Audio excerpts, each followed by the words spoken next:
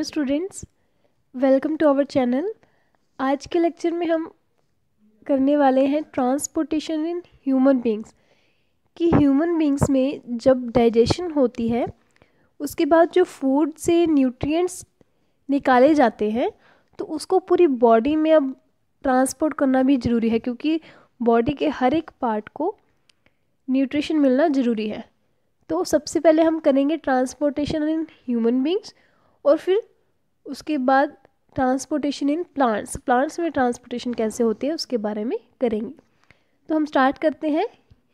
तो human beings में transportation के लिए सबसे पहले जो सर्कुलेटरी सिस्टम है वो रिस्पॉन्सिबल है, कि मतलब जो डीऑक्सीजनेटेड ब्लड है उसको कैसे हार्ट तक लाना है, ऑक्सीजनेटेड ब्लड को कैसे पूरी बॉडी पार्ट्स तक पहुंचाना है, उसके बारे में पढ़ेंगे।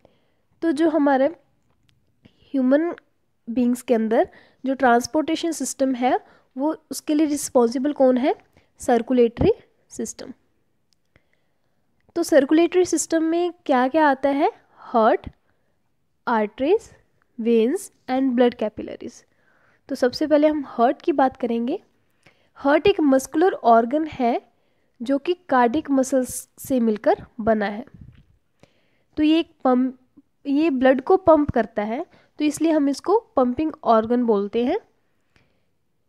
और इसके 4 चैम्बर होते हैं जिनका नाम है right atrium, right ventricle, left ventricle and left atrium. तो उसके बाद 2 टर्म्स आती हैं जब हम हार्ट के बारे में स्टडी करते हैं, तब 2 टर्म्स जो कि बहुत इंपॉर्टेंट होती हैं, systolic movement and diastolic movement. ये हार्ट की रिलैक्सेशन और कॉन्ट्रैक्शन के बारे में होती है। तो उससे वर्ड है सिस्टोल और डायस्टोल।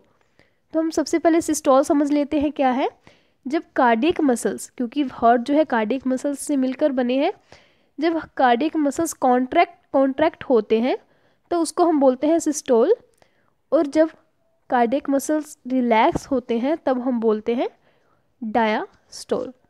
उसके बाद हम बात करेंगे आर्टरीज के बारे में। जब हार्ट के बारे में डिटेल में स्टडी करेंगे तब हम डबल सर्कुलेशन के बारे में स्टडी करेंगे नेक्स्ट आगे वाले लेक्चर्स में। तो अब हम आर्टरीज के बारे में कर लेते हैं कि जो आर्टरीज होती हैं वो थिक वॉल्ड ब्लड वेसल्स होती हैं, जिनकी जो वॉल है ये ना पाइप की तरह से काम करती है, और इनकी जो वॉल होती है वो काफ़ी थिक होती है। और दूसरी साइड अगर हम वेन की बात करें, उनकी जो वॉल है वो थिन होती है। तो arteries these are thick walled blood vessels जो ऑक्सीजनेटेड ब्लड हार्ट से बॉडी के डिफरेंट पार्ट्स में लेकर जाती हैं, वो होती है आर्टरीज। तो पर इसमें एक एक्सेप्शन होती है, पल्मोनरी आर्टरीज। जो ये वाली आर्टरीज होती हैं, ये डीऑक्सीजनेटेड ब्लड को हार्ट से लंग्स तक लेकर जाती हैं। क्योंकि जो हमने पढ़ा है कि आर्टरीज हैं वो ऑक्सीजनेटेड ब्लड को लेकर जाती हैं हार्ट से अलग ऑर्गन्स में, पर जो उसमें पल्मोनरी आर्टरीज हैं वो एक्सेप्शन है। उसके बाद आती है बात वेन्स की। जैसा कि मैंने आपको बताया, ये थिन वॉल्ड ब्लड वेसल्स होती हैं जो कि डीऑक्सीजनेटेड ब्लड कैरी करती हैं अलग अलग ऑर्गन से, और उसको कहाँ लेकर जाती हैं? हार्ट तक। और उसमें भी पल्मोनरी वेन्स जो है एक्सेप्शन है, क्योंकि वो ऑक्सीजनेटेड ब्लड कैरी करती है हार्ट से। और उसके बाद दिया है कि वॉल्स जो है, वेन्स में वॉल्स प्रेजेंट होते हैं ताकि जो भी ब्लड फ्लो हो रहा है वो बैक फ्लो ना होने लग जाए, इसलिए वॉल्स प्रेजेंट होते हैं। तो आज के लेक्चर में हम इतना ही करेंगे।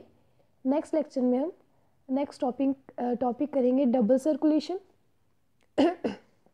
और हार्ट के बारे में करेंगे। Thank you.